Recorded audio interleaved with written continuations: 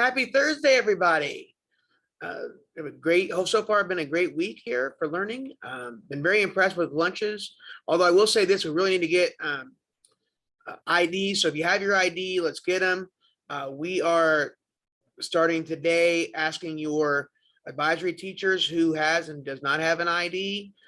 So we're going to try to get those IDs in your hands this week. We know we've got different things to get to you, but it's really important to keep that ID here at school because as soon as we get everybody with an ID, we're going to then say only those students with IDs can line up first, and then we'll line up the non-ID people later because it's super fast to get through with your ID. So if you have your ID anywhere, make sure you bring it to lunch. Let's get to announcements. All right, today is Thursday, January the 13th, 2022. Here are your morning announcements. The mission of Wesleyan Middle School is to reveal the genius of each Wildcat through a culture of joy, respect, and excellence. All right, let's make sure we're Wesleyan ready, everybody. First up, our mask. We have to have them on above our nose, below our chin, covering our face and our nose. The nose is more for you, but the face is making sure that we can keep our air particles to ourselves. Also, the Wildcat Ready is more than that. We make sure any hats are off, any hoods are down, AirPods are out of our ears, they're put away. We're ready for school. We're doing school right now. Our phones are in our lockers. Our phones for sixth graders are in our book bags. I get to say that for about another month and a couple of days. And I can say to you guys, put them in your locker. And so I'll be happy about that. But make sure that we're put away. Make sure we're ready to learn today. Let's make sure we're ready to listen and speak and learn and do what's necessary to grow here at Wesleyan. All right, let's take a look at our schedule for today. We have advisory. We have our second round of period 7-8 and our third round of period 1, 2, and 3.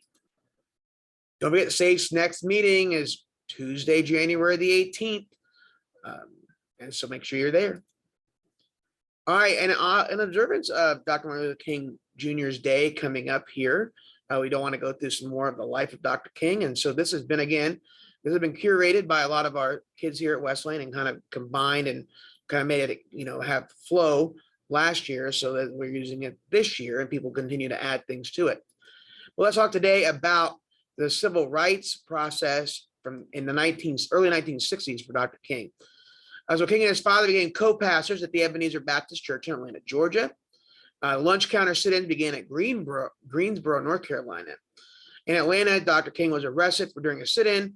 He was waiting to be served at a restaurant, and he was sentenced to 4 months in jail. And then John Kennedy and Robert Kennedy, John Kennedy was running for president, and Robert Kennedy was his brother. They got him out of jail. And then a student nonviolent coordinating committee is founded. They organized protests at Shaw University in Raleigh, North Carolina. In November of 1961, the Interstate Commerce Commission banned segregation on buses. Talked a little bit about that yesterday.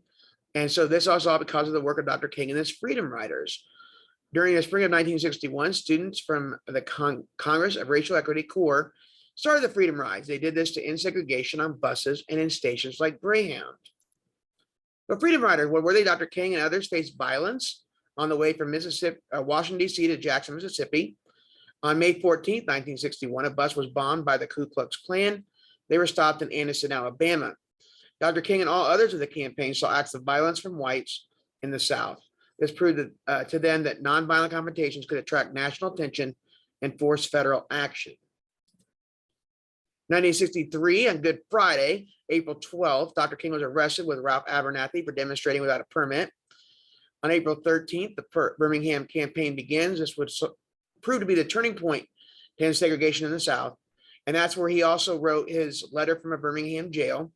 And on May 10th, the Birmingham Agreement was announced. Stores, restaurants, and schools were desegregated. And on June 23rd, Dr. Martin Luther King led 125,000 people on the Freedom Walk in Detroit. And then in the March on Washington, one of the most famous speeches, and one thing that I'm going to send out to your teachers for Friday, I want to show it during advisory, is the March on Washington and his speech. And there were almost 250,000 people in attendance. So tomorrow we'll talk about kind of later work where he's getting some different awards and pushing through some different legislation. And unfortunately, the assassination of Dr. King tomorrow. Don't forget, Wildcats, there is no tutoring this week or next week, and we will see what the interest is or what the need is for the week of the 24th. When a teacher directs, Wildcats just do it. Don't forget, all food should be eaten in the cafetorium. No food should be eaten outside the cafetorium. Students, you need your ID at all times, especially in the cafeteria. So if you have them, bring them. It makes it much quicker, and you guys know that, to scan through with your lunches. And so we'll, again, work on getting all of our IDs ready for you. Cell phones, leave them in your locker, 9:15 to 4:20, no exceptions. Don't get them out, don't have them out, don't bring them to lunch. Nope. They take it if they're seen or heard.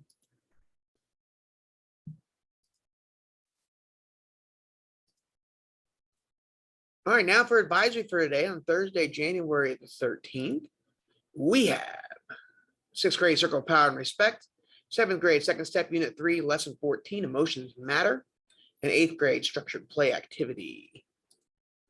Don't forget our motto, every Wildcat every day gets better. All right, let's have a great Thursday, everybody.